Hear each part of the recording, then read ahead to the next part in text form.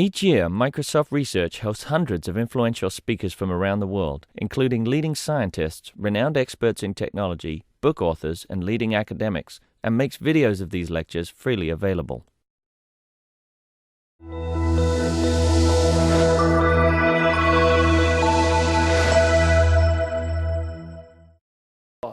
So welcome to the afternoon session of today's MSR Summit. We have an exciting program lined up because we are talking about languages that will play a big role in the future, namely dynamic programming languages. I'm Wolfram Schulte. I run the RISE group, the Research and Software Engineering group, and I'm very happy to present the colleagues on stage this afternoon. This is Judith Bishop, that everybody by now knows well. Judith has actually co-organized the MSR Summit and is a director of Microsoft External Research for Core Computer Science, and has been a professor in the past and knows the area of programming languages quite well. As our second speaker, we have Ben Zorn from my team. Ben Zorn got his PhD in Berkeley, worked in Boulder for a long time before coming to Microsoft, and he will talk about performance issues in dynamic languages. And then I'm really happy that we have Steve Lucco here, distinguished engineer from Microsoft, from Microsoft Corporation, and responsible for the future of our JavaScript engines in Internet Explorer. And I think we've seen, and you got a PhD from Berkeley as well. So, and has let's say, a very illustrious path how he came to Microsoft, but I think I'll let him explain where he comes from. Okay, without further ado, let's get started on fun stuff. So, Judith, why don't you start and tell us a little bit about where we are with dynamic languages? Thanks a lot. We've got to go.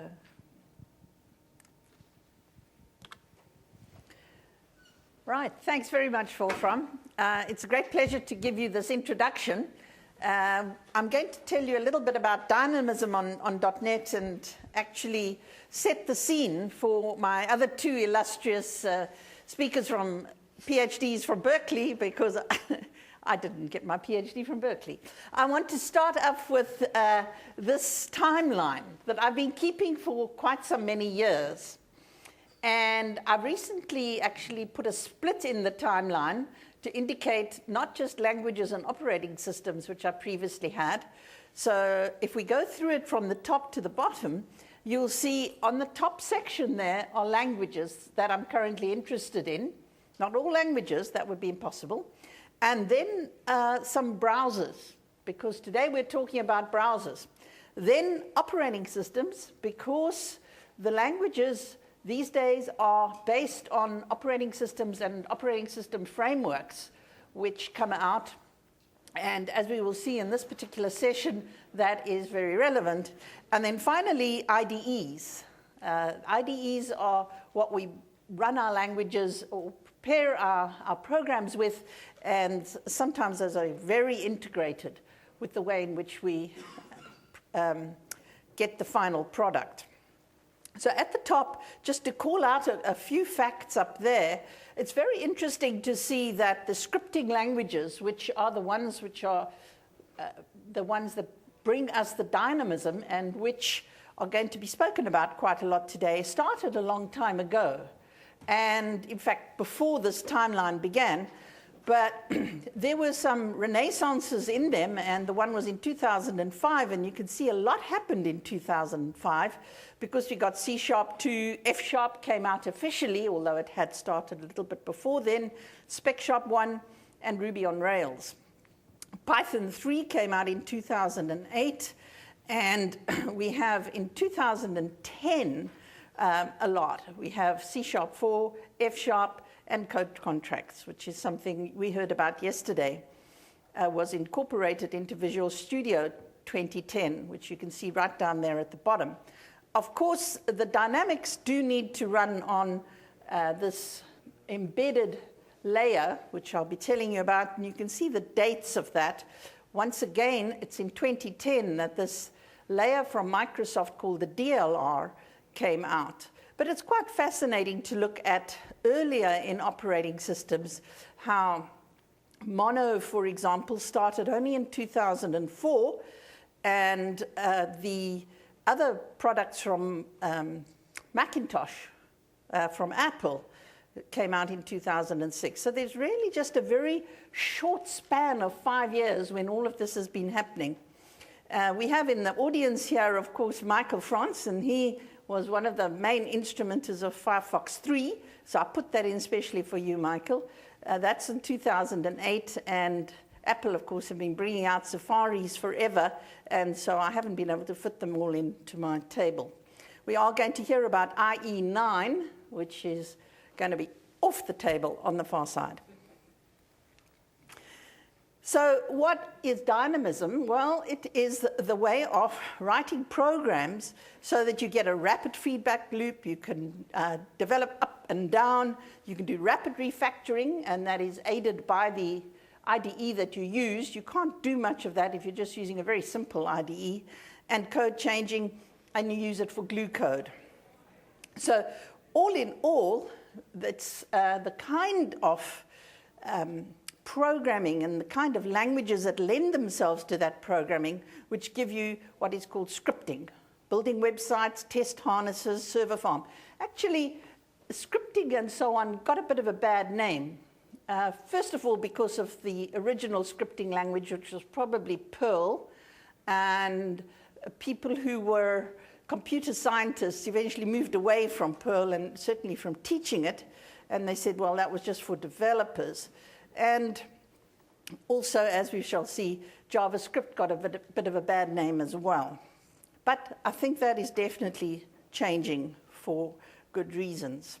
And one-off utilities, as they were all made in Perl. My favorite language, and I have a passion for languages, is at the moment C#. I'm sure that can change as time goes by. I've had a passion for many different languages over my life, but the one at the moment is C#.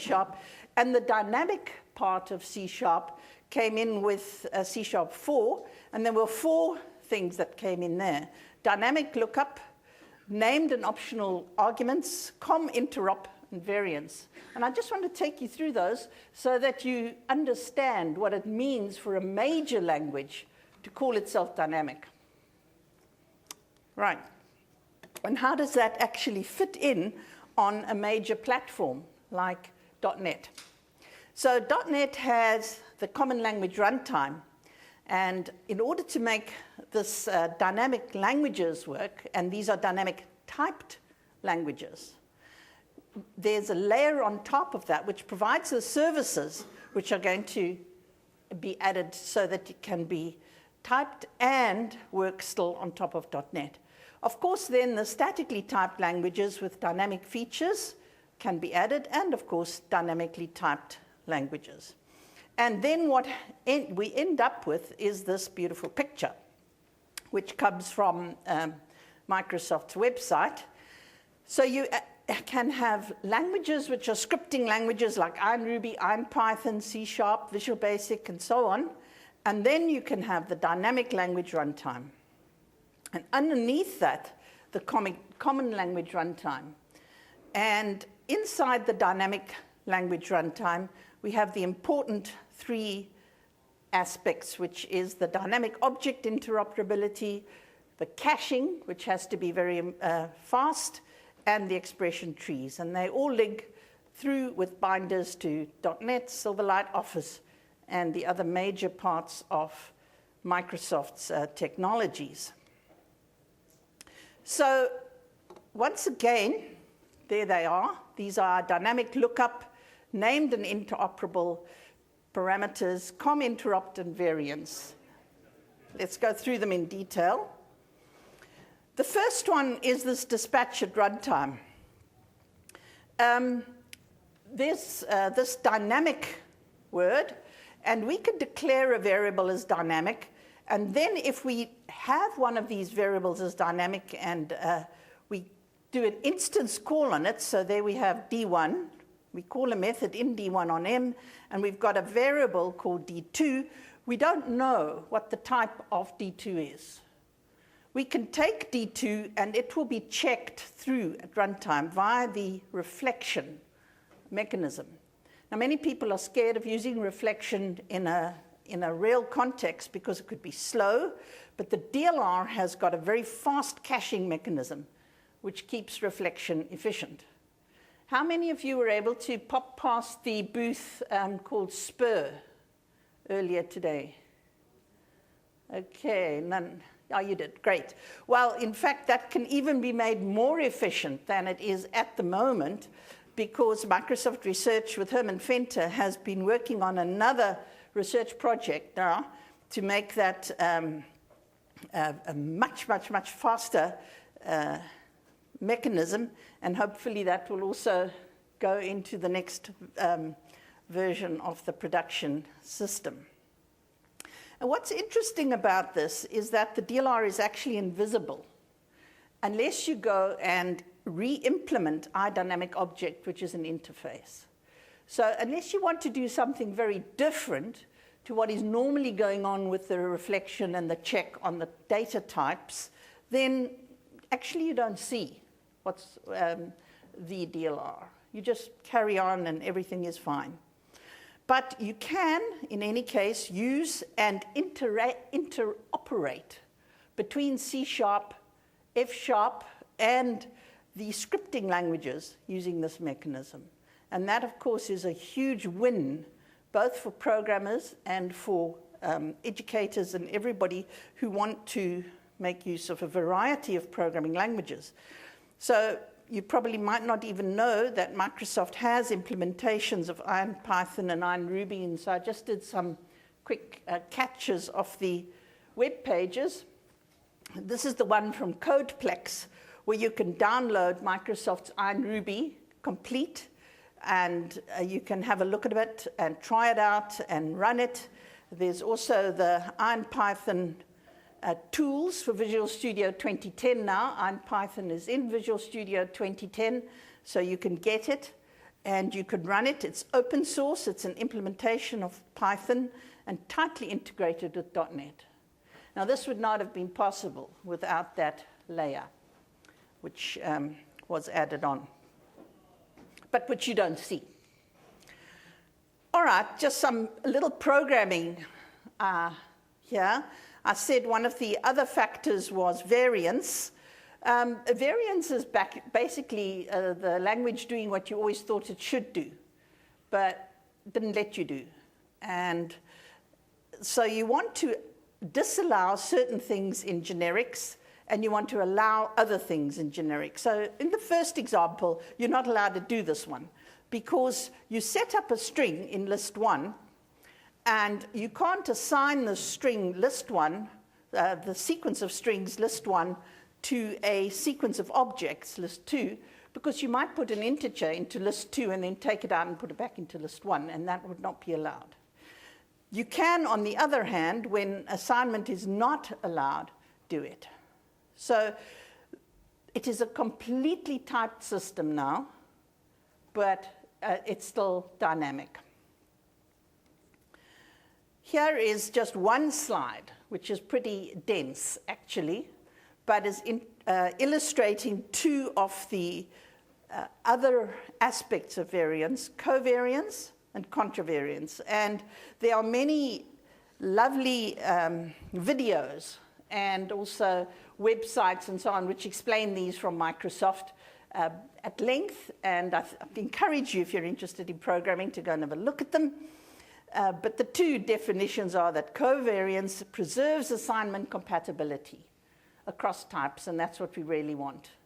And contravariance reverses that. So if you look in the middle there of this definition where we've got two delegate types defined, we can have a cat, which is derived from an animal, and we can set up a delegate there, and we can assign eventually that delegate object to the animal object. Well, you always wished you could do that, but in older versions you couldn't. Now you can. And the reason why you couldn't previously was because of the whole generic thing was stopping us. And in the contravariance, we can also do it. We can assign the animals to the cat, and it's checked at runtime that that's going to work. COM's not going to go away. COM is a very old system. It's the Common Object Model that is available for all the objects which are set up operability model for Word, Excel, and so on. These are great big modules. And if you want to incorporate Excel modules into your program, which these days one wants to do, then you're going to have to write nice code. But it's pretty awful. If you look at the code on the left, you don't know what the types are, because you don't know what the types of that thing in your Excel module are. But now we can do it just by using this business of leaving out the parameters altogether. So if you look at the last line of the left-hand side, it says we're going to go into a Word document and add something, and we've got to send it 3 parameters, but they all have to be passed by reference. Well, this is not very nice. So instead, in the best case, what we could do is just say, well, we're going to add things, and we're not going to declare the parameters at all. We don't even have to go there, because that will all get sorted out by the dynamism for us. My last slide here is going to lead into our other speakers. Because C# is not the only dynamic language. In fact, it's probably a very Johnny-come-lately dynamic language. The real dynamic languages are the ones that were born like that. And as you know, JavaScript was. And JavaScript is now the language which is the only cross-browser language. Most of the browsers use it. It's what people program in if they want to use dynamism for browsers and so on. And it has many, many good features, which is dynamic, it's pretty functional, it's prototype-based. What's its bad feature?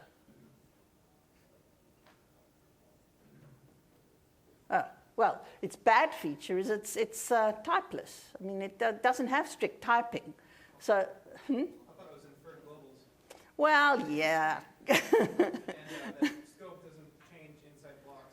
Yeah, there are things, but it's not the same. It's not the same. Thank you very much for putting it so succinctly, but it doesn't have the same kind of strict typing that we would use for the other one. So we've managed to put all of this together, or at least .NET has managed to put this all together in one setup. And I want to leave with just one word and a reference to a paper by Michael over there, and that is that although I've concentrated here very much on languages, it's not just language issues that matter when you're going to do these big browser projects.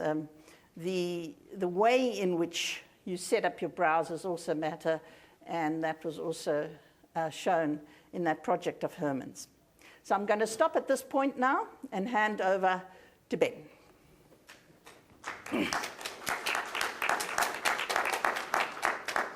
Thank you. Thank you, Judith. You can find it. Sure, I'll find it, yeah. That's good. And let's see if this works. All right, great. Okay. So thanks a lot. I'm Ben Zorn. I work in Wolfram's group, the RISE group in Microsoft Research in Redmond. And I'm going to be presenting work today on a project that I did in collaboration with Paruj Ratnawaraban at Kaiserslautern University in Thailand and a colleague of mine in Microsoft Research in Redmond, Ben Lifshitz. The project is called JS Meter, and is a project that we used in which we looked at JavaScript that's executing on your browser. So if you've seen the movie The Graduate, you'll kind of get this joke. Basically, one word. I'll give you one word. It's JavaScript. Okay. So I've been sending out this kind of evangelism about JavaScript to as many academics as I can, because I feel like people are not necessarily in tune with how important JavaScript has become in a very short amount of time. So basically, in the last 5 years, JavaScript went from something that was sort of marginally interesting to the language that every interesting next generation application will be programmed in. And you can challenge me on that. I think the factors here speak for themselves. Supported in every browser. Every time anyone uses a browser, they're basically executing JavaScript code. Standards for scripting these web applications. So basically, there's no other language that will run in all these browsers and has the kind of performance, the kind of virtual machine support that you see now in these browsers. If you actually look at major websites, it's not a little amount of code that's written. It's actually large amounts of code. So 2 megabytes is a very common amount of code. I'll show you some results we have there. And finally, as Steve Luca will tell us about IE9, the browsers now are putting a lot of very, very advanced technology into them to make this code run fast. So basically, the reason that these browsers are responsive is because people realize how important they are, how important they will make the next generation of web applications. So let's just talk a little bit about performance, because obviously one of the things we want from a browser is high performance, and the JavaScript implementation is a major part of that. So here are some various statistics, and you can see the different browsers are being compared. There's different results, basically. A takeaway, though, the important takeaway I want you to see from this slide is not how well the browsers do, but in fact how they're compared. So in particular, in these comparisons, the Sun Spider benchmarks are being used to say browser X is faster than browser Y. And I'm going to talk about the Sun Spider benchmarks. The fundamental focus of our project JS Meter is to ask the question, what is the JavaScript that's executing your browser really doing, and how representative are these benchmarks of the real applications that you're running? Now, JavaScript is really interesting because fundamentally it's the first environment, first language where we get to see all the source code for the most interesting applications. We see every line of the source code. I mean, if you think about 10 years ago, that that all the major manufacturers, large corporations, would be shipping you their source code every day, shipping you every single patch and update. It's just inconceivable, but that's exactly the way it is right now. And you can look at the code. You can figure out the business model. You can actually look at Amazon and figure out what they're doing every time you click or every time your mouse moves across the screen to figure out what you're doing as a customer, and then you can presumably replicate their code, replicate their business model. It's amazing. So what we did in the JS Meter project was we started asking the question, how do these benchmarks, and I talked about Sun Spider, but also there's another set of benchmarks called V8, which is produced by Google to compare JavaScript performance. The question we had was, how representative are these programs of the things that you use every day? So things like Facebook or Bing or Amazon, okay? And the beauty of this is that we can actually measure both the benchmarks and these real websites and ask the question, how much do they differ? So the main goals of this project are to instrument this JavaScript execution and figure out exactly what's happening, compare the behavior of the JavaScript in the benchmarks against the JavaScript in the real applications, things that you really care about performance, and think about how the results that you might get from the benchmarks are going to mislead you in terms of designing your JavaScript implementation. So the focus of this talk is really about how do you make these programs run fast, and Steve is going to talk about how they do that in IE9. But another important takeaway is, as academics, is to ask, well, how is this JavaScript stuff different than the past? How is it different than Java? How is it different than C++? And how do we decide what these programs are really doing? Do we use these benchmarks? Are they representative, or do we need to find better benchmarks? So the main focus of my work is going to be on numbers. I'll present a lot of figures, and I'll try to move through them relatively quickly.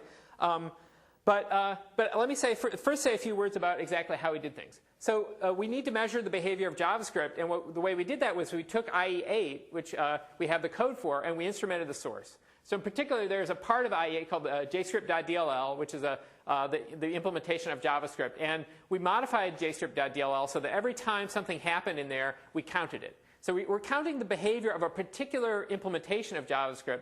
It doesn't give you exactly the behavior that you'd see necessarily on a different browser, but we try to generalize the results, and we think for the most part that the results are representative.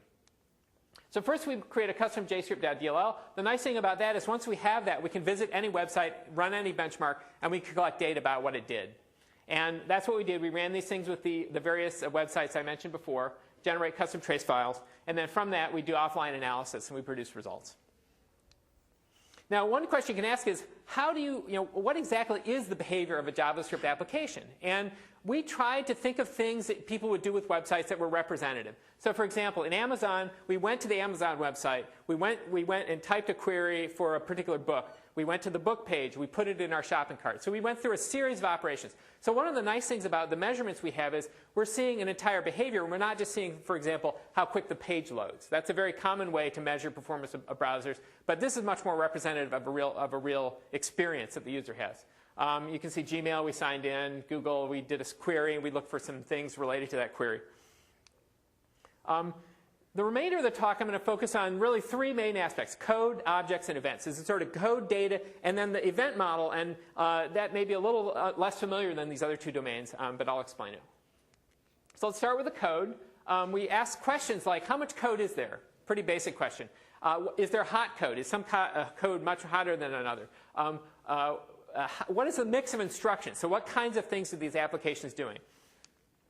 So let's start with the total bytes of JavaScript. And this is one of the most compelling slides in the sense that it gives you a sense of the real programs and how much code there is. And that's kilobytes of code, so 500, 1,000, up to 2 megabytes in the case of, I guess that's Gmail, for the real sites. Whereas in the middle and on the right, you see V8 and SunSpider, and both of those have significantly less code, typically 1 to 2 orders of magnitude less code. In fact, you can say, well, SunSpider, this looks like it's, this string tag cloud must be a reasonable benchmark. But in fact, almost all the content of this string tag cloud is actually data. So if you look at the code in that, it's actually about the same as all these others. So they're tiny compared to the real applications. Another way to look at this data is to say, wow, every time I visit Gmail, every time I visit Amazon, I'm downloading a megabyte. And I'm not just downloading, I'm actually interpreting it. I'm parsing it. I'm creating abstract syntax trees. If I'm aggressive, I'll start jitting it. I can do a heck of a lot of work just when I hit that front page. And Steve can tell you, it is a lot of work, and it's really hard to make that fast. I mean, every time you use a browser, you should be amazed at how much is happening, and you don't even realize it. Another question you can ask is, every time I do a function call, how much work gets done? So typically, in a loop-intensive program, you'll have a loop execute 100, 1,000 times. And it's really important to optimize that loop because if it executes 1,000 times, if they amortize the cost of the effort to optimize against the number of times it's executed. And what we found was that for some of the SunSpider benchmarks, they're very loop-intensive. So crypto is one. There's a number of others. Bit operations are very loop-intensive. And these are all truncated. I mean, if you look, they're actually the number of bytecodes per call for some of these is on the order of hundreds of thousands or millions. In the real applications, what you see here is that the number of bytecodes per call is actually relatively small. It's on the order of 50 bytecodes. And we use bytecodes as a measure of execution effort. It's not exactly the same as instructions because some bytecodes might be much more expensive than others. But again, it's a generalized way to think about total amount of execution. But as you can see, there's much less work being done per call on average. And in fact, the benchmarks, where there's much variance in the benchmarks, the real sites have less variance. One of the ones that stands out in particular here is this Economist website, which has a pretty high number of bytecodes per call. So you think maybe that's really doing some loopy work. And in fact, it is. This is the function that does all the work in this particular benchmark. In this particular application, the Economist. And if you look at it a little closer, you realize that what they're doing is the developers have written a loop that iterates over every element of the DOM. Okay, and that can be thousands of elements. The problem is, and this happens frequently, but the problem is that that's really a bad strategy in general for writing code on a web page. And a smart web developer could avoid this using a direct calls into the DOM that would say get element by ID, et cetera. So you don't really need to iterate over every element. So I hope there's nobody from The Economist here. This is always a bit of a touchy point. But the point is, we think this is just bad coding. Okay, and the reality is that having this exposure, saying, look, you're doing 300 or 200 bytecodes per call on that website. That's probably, you probably could make that more efficient. They have that if Internet Explorer there. I don't understand that. Yeah, that's right. So you have this thing in the middle of, so anyway. The bottom line is, people who build real websites are really careful about not having much code get executed because they know every line of code that gets executed slows down the responsiveness of their application. Okay, so here's another result. This is a fraction of the total code that gets downloaded that actually gets executed even once. Okay, so this is one or more times. We see in the real sites essentially that less than half the code even after a sort of a sequence of operations, like you're doing various things on the site, get executed. So this says, again, you're doing a lot of work. You're moving all this code to your browser. You're parsing it. You're creating abstract syntax trees. You're potentially JITting it. And in fact, a large fraction of that will never be used. Let alone, it's never even used. I mean, most of the rest that is used is actually not hot. Again, in the benchmarks, you see a large fraction of the code being used. Okay, so that's the code. Now let's talk a little bit about objects. So talk about the data. The first question you can ask is, how much data do these web applications really allocate? And so now we can make a contrast. We can think of these applications, are they a lot like Java applications? So Eclipse is a really large Java application. And it does a lot of work. It allocates a lot of objects. It does a lot of garbage collection, which JavaScript also will do. So we can see, sort of on the order of the magnitude of the work that these applications are doing when you visit them. So Amazon, we're looking at something like 15 megabytes of data being allocated. Facebook on the same order. And in the benchmarks, you see kind of a bimodal distribution here. Either you have things like Splay, which allocate, I guess, 45 megabytes. So that benchmark is going crazy. Unfortunately, Splay never deallocates any objects. So it's a particularly bad benchmark for the garbage collector because it's working really hard to garbage collect that thing, and it never happens. But even the other benchmarks, you see, most of them have almost no allocation. And so one of the takeaways here is, if I build a garbage collector to run these benchmarks really well, it basically will do zero work because in almost every case, there's no need to do any garbage collection. It would be a waste of effort to try. So let's drill down a little bit. This is heap data by type. So in this case, we're asking of that data that got allocated, well, what is it? Okay? And here we have a bunch of different basic types that are supported by the JavaScript virtual machine. In fact, the ones that I've circled are the really interesting ones. Objects, and that's sort of the class of all things that look like Java objects. Strings, which are separate arrays, and script functions. So script functions are really the code. We saw the code in one dimension, which was there's a lot of code. In this figure, we can see the code accounts for a significant amount of all the allocation that some of these websites, real websites, do. So you really need to manage that code because that's a big part of what you're allocating. If we drill down a little bit, we see, as I mentioned, only a few of these benchmarks actually do much allocation at all. The rest are pretty much meaningless. And of the ones that do, you see things like regexDNA and regexp and raytrace are very sort of uniform in their allocation. Either it's all strings or all objects. Whereas if you look at the real websites, you get a mix, and typically they're almost always a lot of function code, basically things related to functions, and then a lot of strings. And the takeaway there is JavaScript is not being used as a general purpose language for the most part. It's being used as a glue language. It's doing some computation, and then it's generating a big string, which then it feeds to the browser to be rendered. And so if you could optimize like heck to make that object allocation work really well, but in fact, in many of these benchmarks, in many of the real sites, you're not seeing that much. Steve can talk to that a little bit more. I know there's some question about what the future holds. What are these applications going to look like in 5 years?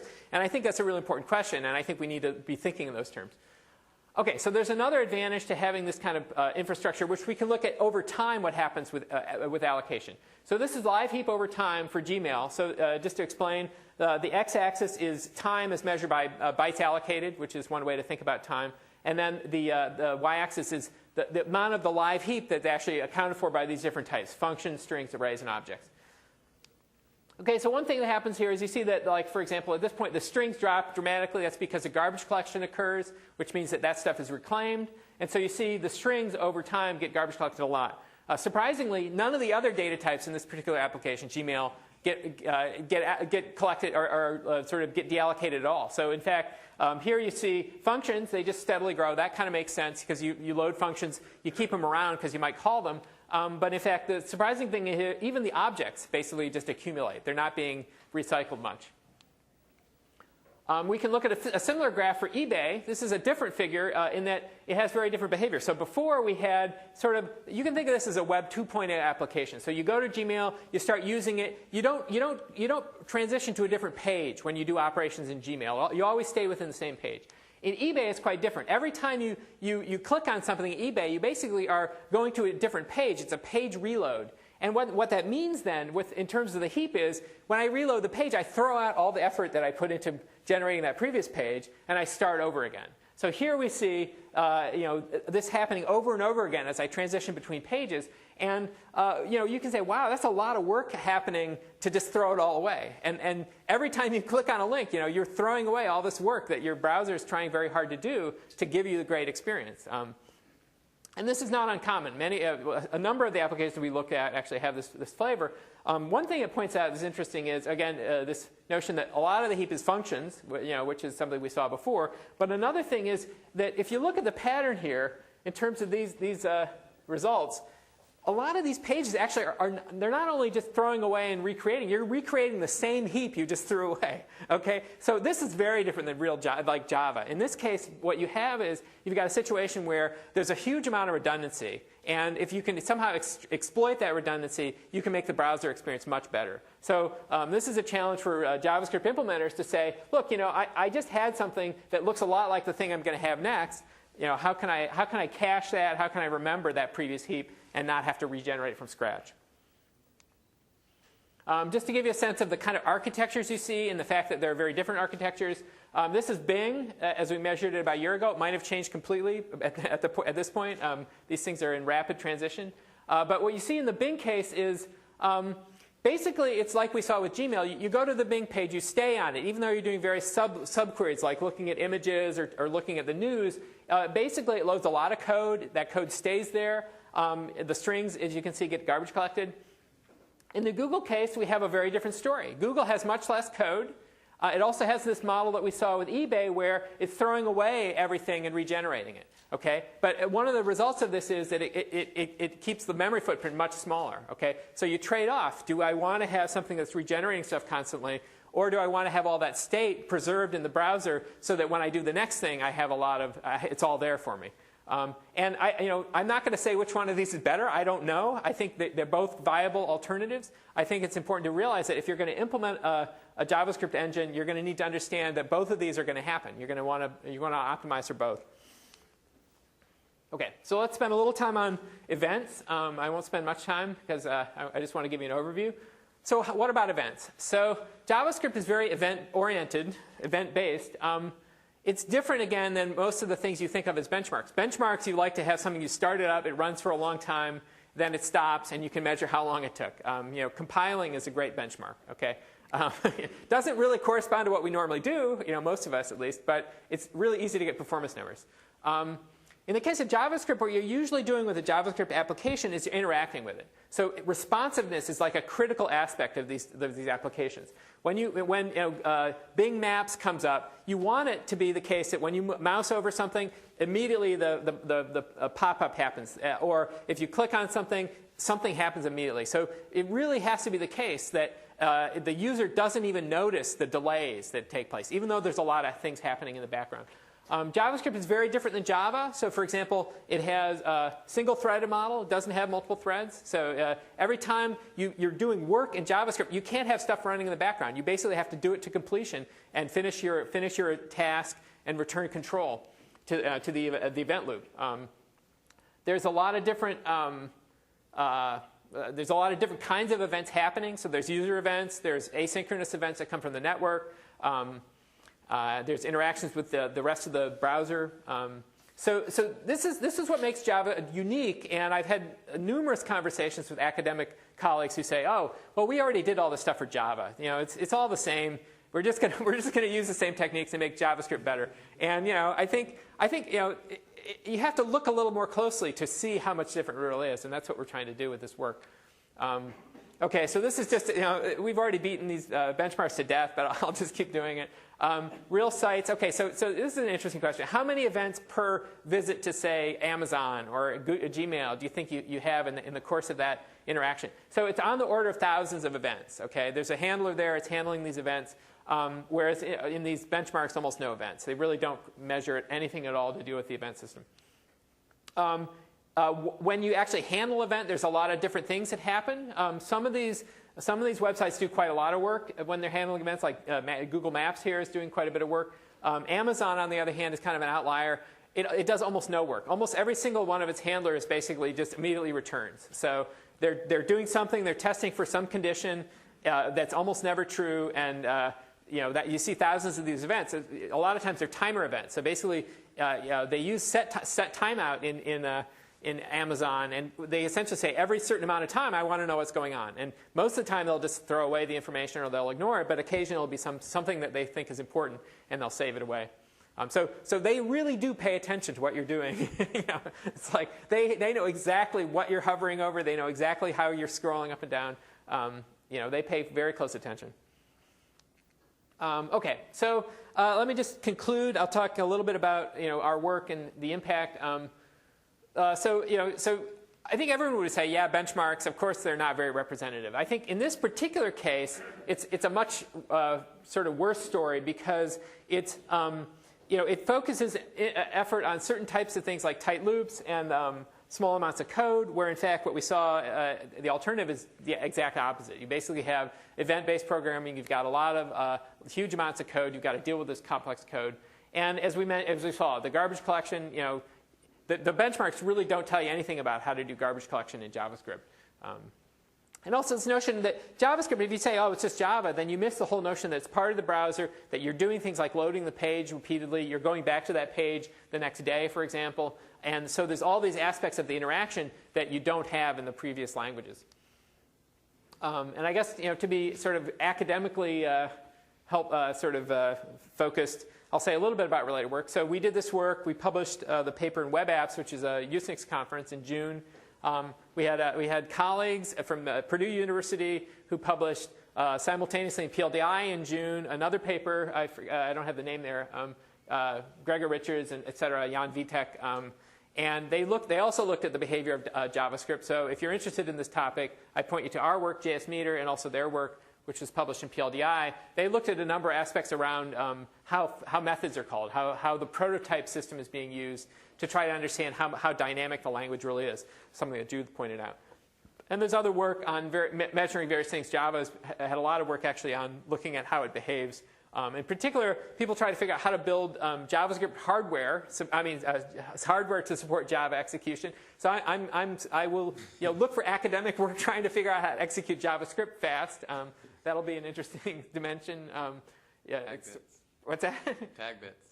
Yeah, it's predictable, and et cetera. So anyway, so let me just finish. JS Meter is a project that we use to understand what's going on your browser. Every day, you're executing exactly a set of benchmarks or a set of real programs that we measured. The great thing about it is you can do that now. It used to be, you'd hear about how important Windows was, but it's really hard to get measurements about, optimizing Windows. Or here, you can figure out how to optimize Facebook, for example. I think the important takeaway is JavaScript is not C# or Java, so it's really important to think about it as an academic and how it's different.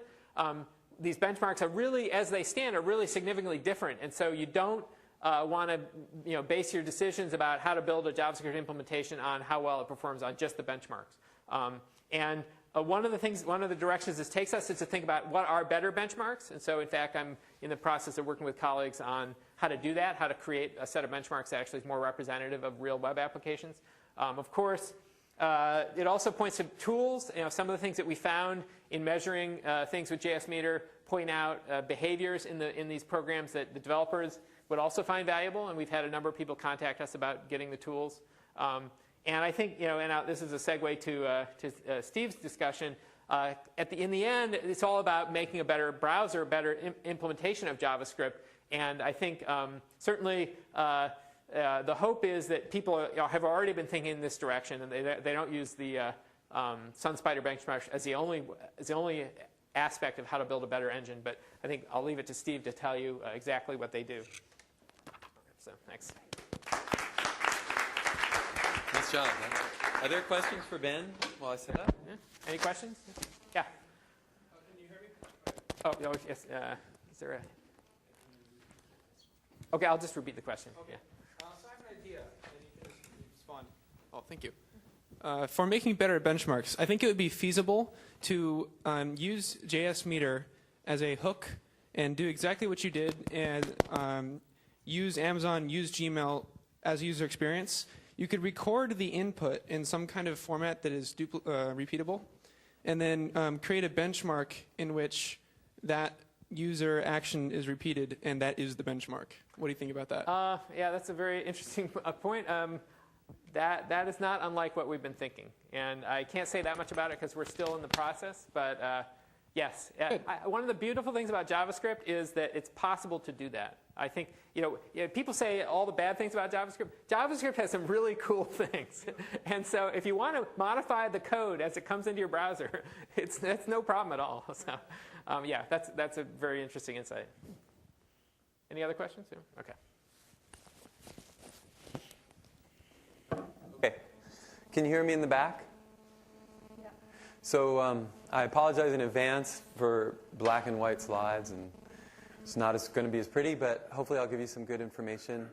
I'm really happy to have the opportunity to speak to an academic audience. I long ago went to Berkeley, and actually I've been following Ben Zorn around for basically 20 years of my life. So he was a senior grad student when I was a new grad student at Berkeley, and I'm still following him. His work has been extremely helpful in what I'm going to talk to you about, which is what we're trying to do to build a great JavaScript engine for I9.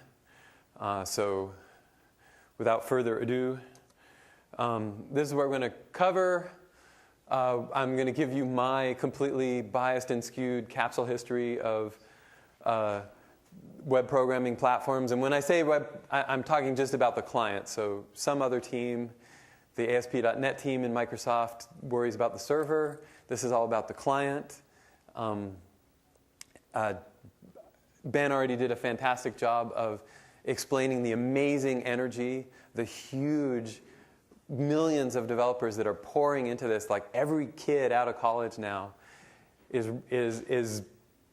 all about JavaScript, HTML, CSS programming, as far as I can tell. So I'm going to give you my bias capsule history. Then I'm going to show you the new toy, the i9 JavaScript engine, which is codenamed Chakra, which is a really funny thing because actually there was an entirely different code name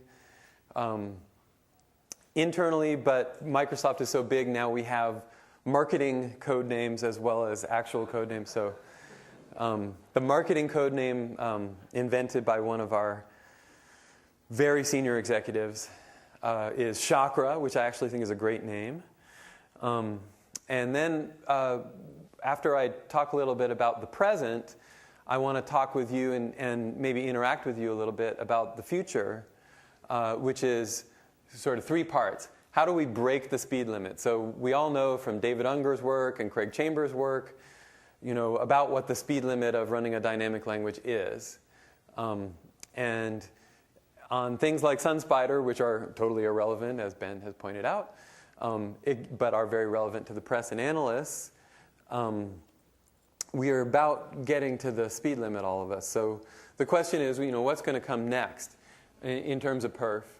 And then also making web programming scalable. So one of the things to know is it's like Moore's Law all over again, because JavaScript has gotten 30, 40, 50 times faster in the last 5 years. That's sort of like Moore's Law. In fact, it's sort of like about 8 to 10 years worth of Moore's Law. And we know, Microsoft is actually famous for very aggressively using Moore's Law in its platform. So, it gets 10 times faster, we write 10 times more code.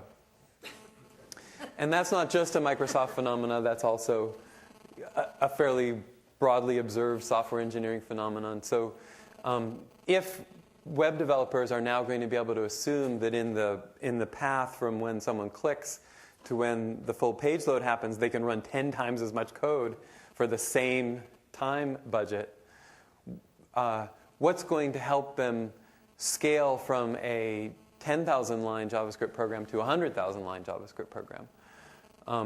And then finally, I'd like to talk a little about our third future goal, which is to support diverse programming languages. So I actually have become an enormous fan of JavaScript and have been writing a lot of programs in it. But I'm also a big fan of diversity. And one of the key things that my team wants to do is to help make it possible for various diverse ways that people like to express themselves to be a way that you can program the web. And that's tricky, as we'll talk about. As you know, right? Like platforms and languages tend to go together. You know, Unix and C and so on. So we'll talk about how we can get out of that box a little bit at the end. So here's my timeline, and one of the biases is that I included my stuff in it. So the timeline is, well, in 94, Sun announced Java, and I don't know if anyone remembers, but the initial announcements of Java were all about browser, right? It was a browser language, and there were like the little bouncing balls or like things, you know, you could sort something, and I don't know if anyone else is in the same boat as me, but that was 16 years ago, and I was captivated by that. I was mesmerized. I thought, okay, this is a paradigm. This is something. Programs are coming at me from somewhere, and I'm getting to interact with them. And then I was so mesmerized that it basically caused me to scrap the business plan of the startup I was working on and get a different business plan, which was to build a virtual machine for internet programming. In 96, JavaScript was shipped for the first time in the Netscape browser alongside of Java. And also in 96, Microsoft bought my company, which had been making a competitor to Java for browser programming, which I'll explain in the last section a little bit what it was, but basically it was a very low-level technology that let you pretend that there was a MIPS-like processor that you could compile anything to and run it in the browser. So in 2003, Microsoft officially dropped Java support in Internet Explorer, and from about 2006 to 2010, as Ben has pointed out, enormous, massive energy has gone into making JavaScript a platform as the only remaining browser language standing. So that's my timeline. So why JavaScript and not Java? Two browser languages enter, only one leaves, right? And it's not the one that you would expect to win the cage match, because you've got IBM and Sun and Oracle going, Java, Java, Java. And then you've got, Brendan Eich, 2-week project, JavaScript. He was a fan of Scheme, so actually JavaScript is like a scheme in Java syntax. That's how he described it to me when I asked him about it.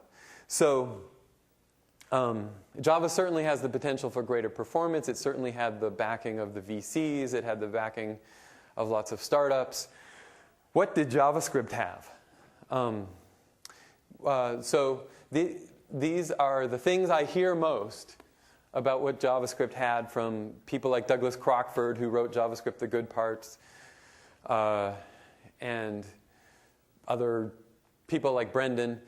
So one is that the JavaScript dynamic type system matches the DHTML programming model. So DHTML is just, that you have a declarative scene graph known as the DOM, the document object model, and you are messing with the declarative scene graph to change what the end user sees so that you don't have to go back to the server, repost, and get a new page. And it just so happens that not being burdened by types on those nodes made it, I won't say better, but certainly lower barrier to entry to build frameworks around the DOM. Okay, so that's one of the highly cited reasons. And then the other often cited reason is a performance difference, which is that static object-oriented languages have an Achilles heel.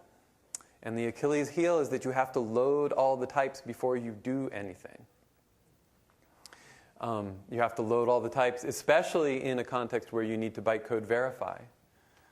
So this is a problem, because it turns out, for example, that technologies that Microsoft have, like the Windows Presentation Foundation, which is a giant set of C++ classes, can take 1 1000, 2 1000, 3 1000, 4 1000 before you get your UI.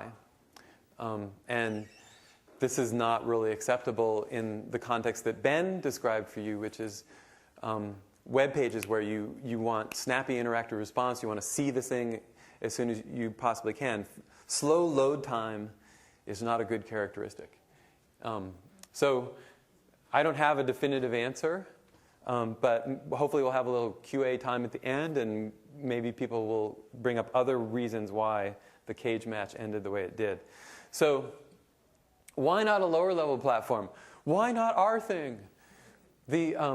So I've come to terms with this, and I'm going to share it with you.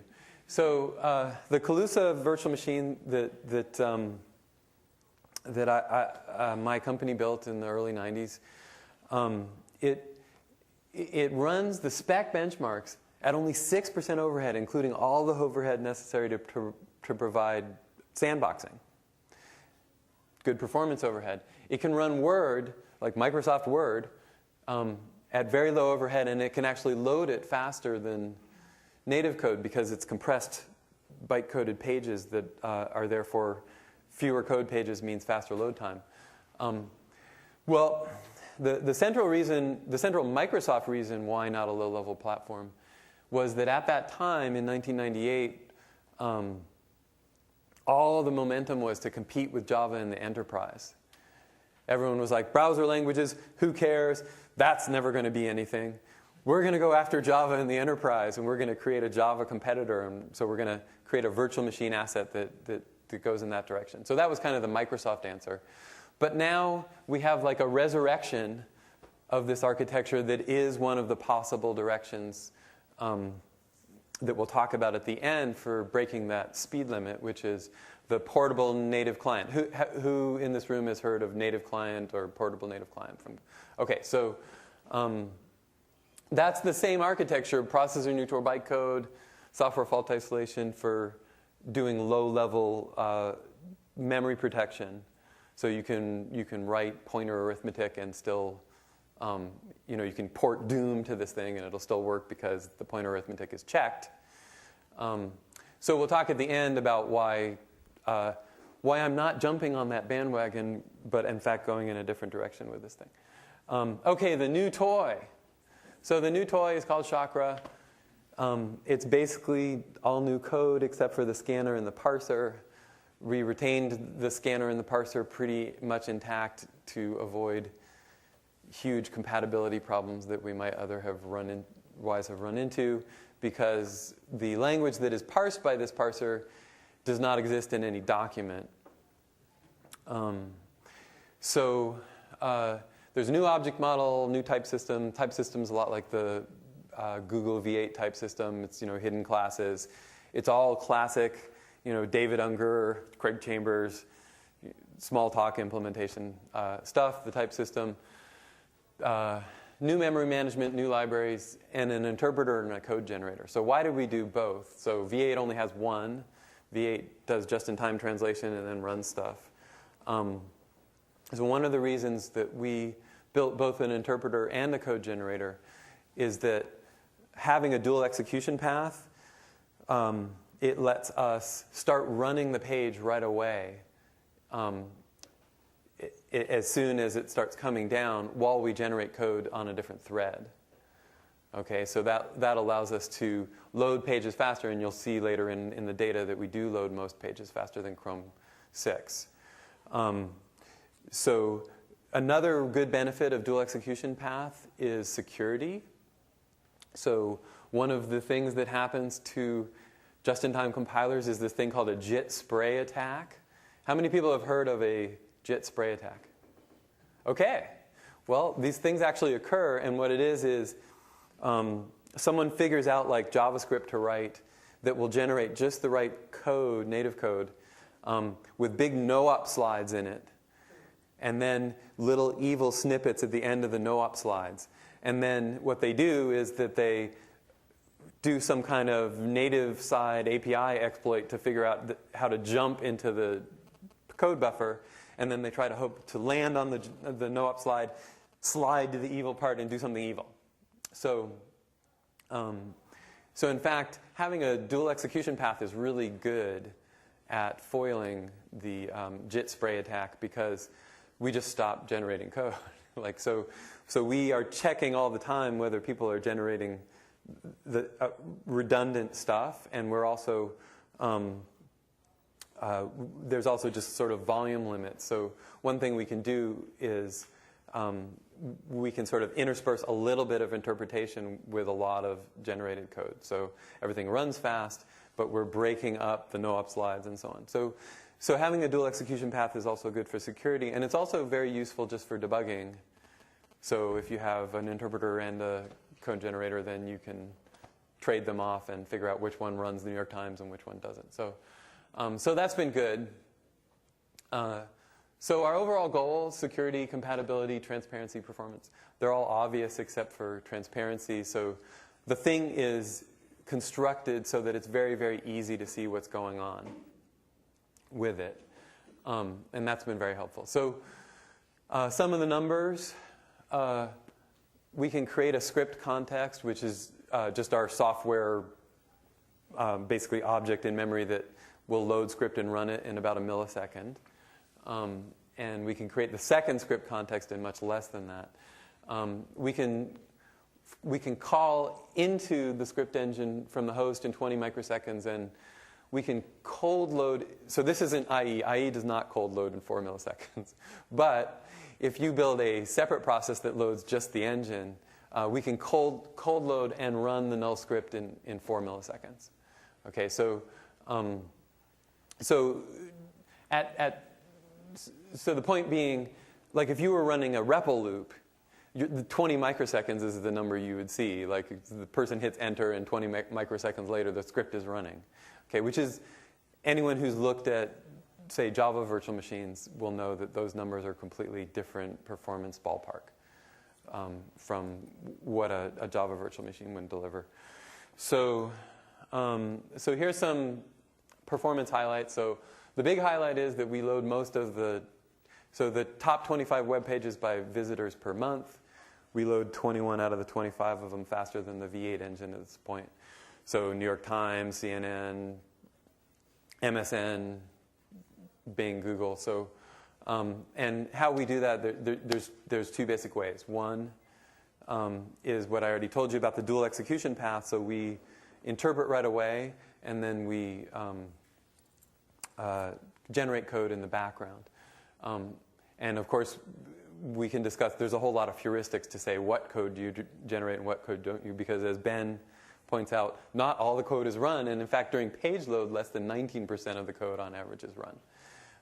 And so it's very not a good idea to go generating code for everything that is downloaded. The other reason why the top 25 load faster in our engine than in the V8 engine is that we use concurrent garbage collection and they do not. That accounts for, so we have independent contractors in China who have instrumented Chrome, and they've measured the various things, and garbage collection overhead is another differentiating factor. So another good thing is that we're faster than all other browsers and about even with Chrome in running the Office web applications, which is another benchmark for us because we'd like to be able to run real web applications that are doing real things like spreadsheets and mail clients and so on very fast. And in fact, we hope to go right past V8 and run Office considerably faster than it by closing the loop. Since we happen to know Office and we know the code they generate, we ought to, in the end, be able to do better. So far, we haven't taken advantage of even anything specific about Office to achieve that result. We've just focused on running apps. So the good or bad news, depending on how you want to look at it, and certainly Ben has made me feel better about it in the last half hour with his talk, is that we're still a little behind on SunSpider. So Opera 10.6 and Chrome 6 are faster than us. We're even with Safari 5 right now. So, but we're getting faster than anyone else. So we were at 1,500 milliseconds on our test machine in January, and now we're at I can't really say exactly, but I'll say that the platform preview build 3 was under 600 milliseconds, so we dropped 900 milliseconds in the same time period that Chrome went from about 600 to, so it did about 200. So we're getting faster at about a rate of 4.5 times faster than them. So we'll see what the future holds. But the benchmark is completely distorting. One way that it's completely distorting is you don't have to parse or generate code or anything in the SunSpider benchmark. All that is done already by the time the timer starts. So one of the things about making the real-world pages run fast is, like, take Flickr. Flickr is a great example. Flickr runs 70,000 lines of JavaScript code. Well, it downloads that much.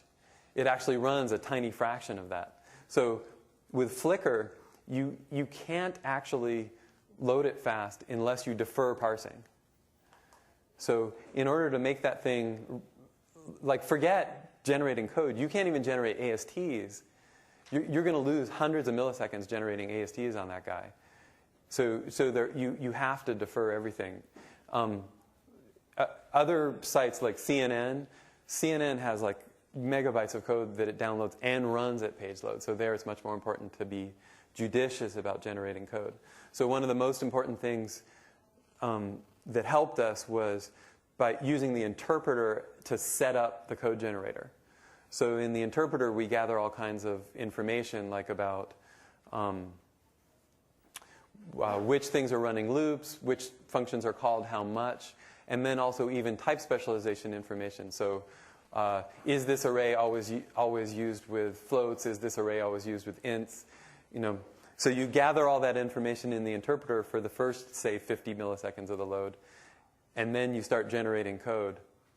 So, and that's what it takes to be the fastest loader of pages, basically, is you got to do those things. So a few words about the recycler. So it's not a garbage collector, it's a recycler, because my kids were like, Dad, you don't collect garbage, you recycle. So I called it the recycler. But so one of the key things about the recycler that has proved to be helpful has been that we designed it from the beginning for interaction with native code. So we're not in a castle on the hill kind of world where everything's managed or everything is a strongly typed thing. We're in a world where there's this existing giant piece of native code called msthtml.dll, which implements the DOM, and we're interoperating at it a very fine grain. And so one of the things we did in IE9 from IE8 is that we sped up DOM interaction by about a factor of 40 by building the memory management so that the DOM objects were allocated with the same memory management system as the JavaScript objects, and therefore can have. So for example, if you put an expando property, like if you just take an element and then say e.x equals 10, you can get that expando property. I think it is something like a factor of 235 faster in IE9 than IE8, because it's actually the local engine just closes that loop without ever going out to the host. So building the memory management so that native interaction is really fast is a good thing. And one of the things we had to do that was use a conservative garbage collector, which is a very controversial choice because there's a lot of conventional wisdom about how terrible conservative garbage collectors are. But one good thing about them is that you can have a stack that is mixed JavaScript code and native code, and you can just walk that stack and looking for roots, and you don't have to worry about, well, is this really an int or so on. And so we've done some measurements, and the spurious root rates are really low, less than 0.1% per collection. So, and there's various reasons how we made that not a problem that unfortunately, I'm not going to go into. But the spurious root rate is low, and the benefit is that the existing DOM code in MS-HTML can hold pointers to JavaScript objects without having to deal with worrying about leaks due to circular references and add ref and release and all that stuff, because we can actually scan their stack. And in fact, they can have guest heaps in our recycler where they can stash script objects, and we can scan those too. So having a conservative garbage collector has proved to be a really, really good idea for speed of native interop. So the concurrency has led to really fast interactive response. So we ran a whole bunch of tests on Gmail, like composing and sending and reading, and we have like a list of these things. And we have like software contractors who have to like go through these things, which I feel bad about. But and so the average Gmail pause time that we measured was about 5 milliseconds for GC, and the max was 27 over all these scenarios. And those are really nice pause times. Those of you who have worked in Java virtual machines or other virtual machines like the CLR know that the pause times can easily go into the several hundred milliseconds for when you have to do a collection on the oldest generation. So like the average pause time is actually quite low, like a millisecond or two for a generational copying GC, but the max ones get quite high, and that can cause visible artifacts in the UI. So, and then finally, also to a point that Ben made, it isn't all the generational hypothesis out on the web. In fact, the initial page load, there's nothing being collected. It's like it just creates a big object graph that is sort of goes with the scene graph, which is the DOM, and then allocates a bunch of strings, which are like basically the inner HTML properties that they're going to set, and nothing's deallocated. It's only as you go on, like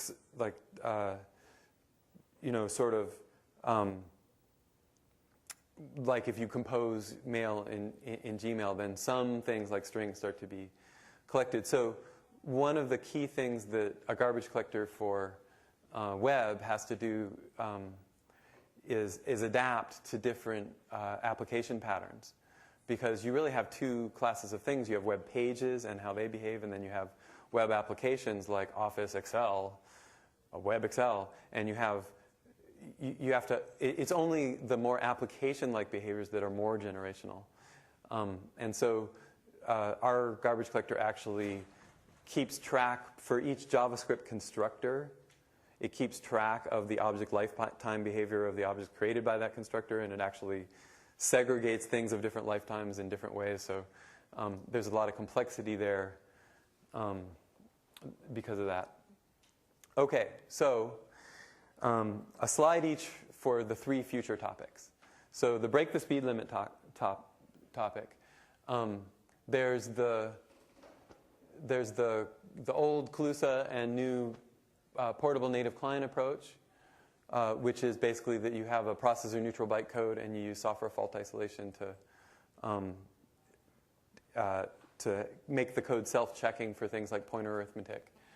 The good thing about that is that it supports existing languages through retargeting. It has good performance. The bad things are it's hard to bootstrap. Like it's really just another plugin, and it doesn't address API security, meaning yes, you have memory sandboxing, but if the DOOM that you're recompiling for the web calls all kinds of nasty things, you still have to have a solution for that. It only addresses, memory safety, not API safety. And it really doesn't have anything to do with existing programming models. So the fact that you can use native code produced by an existing tool is great, but there's all these things about how do you do DHTML, how do you connect to the browser's object model, and so on.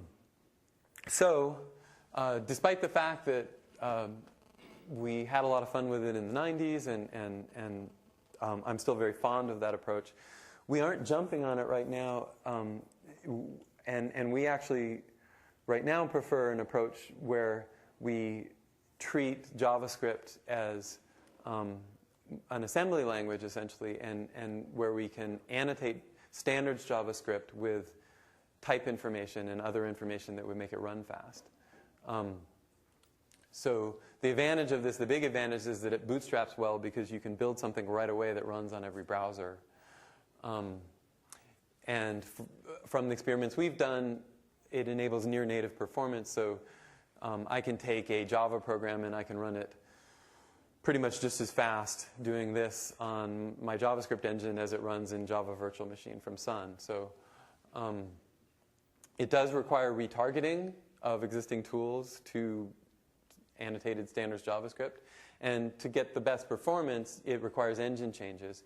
And on other engines, you have to download a framework, basically a set of type coercions that are function calls for an engine that doesn't know about the annotations, but which are just compiler intrinsics for one that does. So right now, that's the approach that we're most interested in. And none of this is product announcements, by the way. It's just, this is what we're looking at. People say, well, why not just change the standard? And we certainly have people who go to the standards meetings and who are totally engaged in that process. But it occurs some more slowly. And so although ideally any path ends with standards adoption, the tradition is that you build the stuff in a browser or two and you gain momentum working with other browser makers, and then eventually you end with a standard. Okay, so topic 2 for future is make web programming scalable. So target JavaScript as an assembly language. That's one way to make it scalable, because there are existing programming languages that are quite scalable. So the GWT from Google, the Google Web Toolkit, I think it is, allows you to program in Java, but then it compiles to JavaScript. So that's an example of that. Again, for best performance, it requires engine changes. You need to convey through the standards JavaScript some of the strong type information to get the best performance. Another thing that we're very interested in doing and plan to do is to create modern tools for JavaScript programming. So we hope you'll see in future releases of Visual Studio JavaScript treated as a first-class language with great authoring support, IntelliSense, documentation, frameworks. So everything that you get for C# now, we will try to make happen for JavaScript. And then we also think that it will be useful to use tools to extend JavaScript with sugar, such as namespaces and opt-in static type checking and enums. Like, we're not trying to change JavaScript into some other language that is statically object-oriented, but we do think that being able to opt into declaring function parameters or some restrictions on them and then check those, it would be useful at least for library writers and people who have to scale up to thousands of lines of code. And then again, the sugar would melt away to standards JavaScript. And then finally, we think that for scalability, capability-based security is very important. There needs to be some way that if New York Times incorporates an ad, that ad can't read all the, your zip code and everything else that the New York Times has on its page, which today it can, and which actually, raise your hand if you think that a double-click ad can read anything on any personal page that you have if that ad has been served up onto the page. The answer is true, it can. So right now, the web mashup model is quite insecure, and so in order to really scale to a vibrant platform, we're going to need to fix that problem. And finally, support diverse programming models. So, and here's where the most research, I think, can come in. So, and that is, real thought needs to be put into how do we make dynamic languages and static languages work together well? Because the platform is basically plumbed by a dynamic language, and it's going to be very hard to unseat that. So think of it like you have an x86, or your underlying chip has these dynamic type features. So instead of being like int and double precision instructions, it's got dynamic add and so on as your core instruction set. And so if you're someone who, say, really loves functional languages or really loves statically typed object-oriented languages, the question is how can they evolve? And some of the evolutions I think that C# 4.0 did are examples of this, to work with this dynamically typed platform. I think also we could do a lot of work to separate the scene graph from the language binding. So instead of the DOM being so focused on the dynamic JavaScript binding to it, we could work on separating that. And we could do standards things over time to support JavaScript as a compilation target, such as add support for primitive types like int and double, which is an incredibly controversial thing to say if you're in the JavaScript community. Okay, so to summarize, it's an amazing, exciting time in web programming. There is huge energy. There are huge people just pouring into this. There's millions, and there's like basically for every static object-oriented programmer there is in the world today, there are 10 JavaScript programmers. There's huge VC investment in web content and web programs.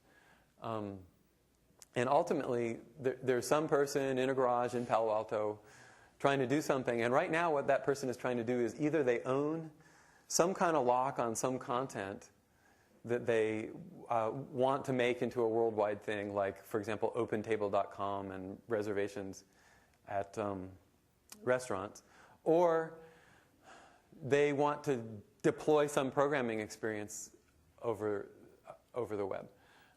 And what we need to do is make it easy for that person to realize their idea, so that if someone has a great idea about deploying an experience over the entire web, that we can make it very, very easy for them as low impedance as possible, because that will sort of spawn an explosion in what's possible on the web. So that's it. Questions?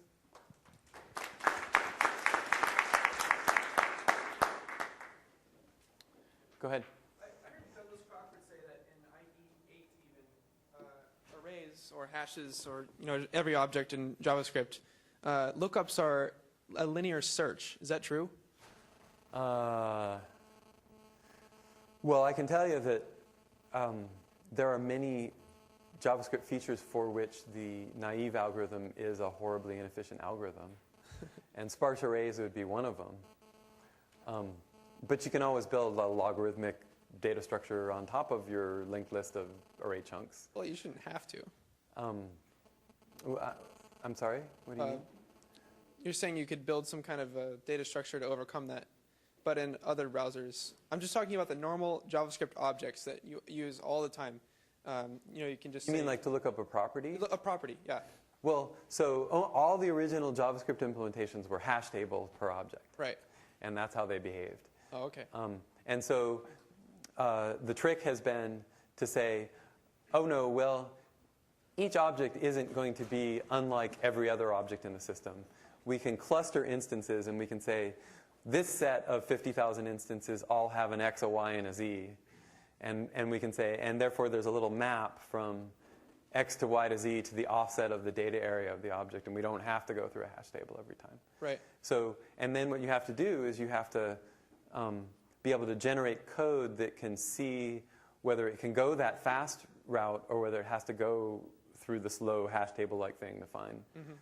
That's kind of the game that is played and has been played since the Smalltalk days. So, if I can summarize, you're saying that perhaps what I have just taken as a simple case of doing it wrong or implementing a hash lookup as big O of n, what you're saying, maybe someone misunderstood what was actually some optimization in practice as being a big O of n. Probably, because there's this thing that's fairly well known in the literature called polymorphic inline caching that works this way, right? Which says, basically what happens is you go through a code site and you say, well, if the object coming through now is the same dynamic type as the object that came through last time, then it's at offset 14 from the beginning of the object. And you just go there, which is a heck of a lot faster than calling a helper to go look something up. Okay, thank you. Sure. So if most of these JavaScript code is in from 40 size or from 100 size, that 90%, 99% of the people are using, today we get every 100 million or hundreds of millions of people to reload, rejig it again and again, every load. I mean, if we can stop that, wouldn't we save a lot of energy at least? Good time. Yeah, so again, no product announcements, but we certainly we've noticed that there is already a thing called the temporary internet files on your hard drive, and that things like GIFs are stored there. And so you would imagine that you could also make other use of that thing to avoid doing some of this work. I think maybe I can take one more, and then we'll probably have to wrap up.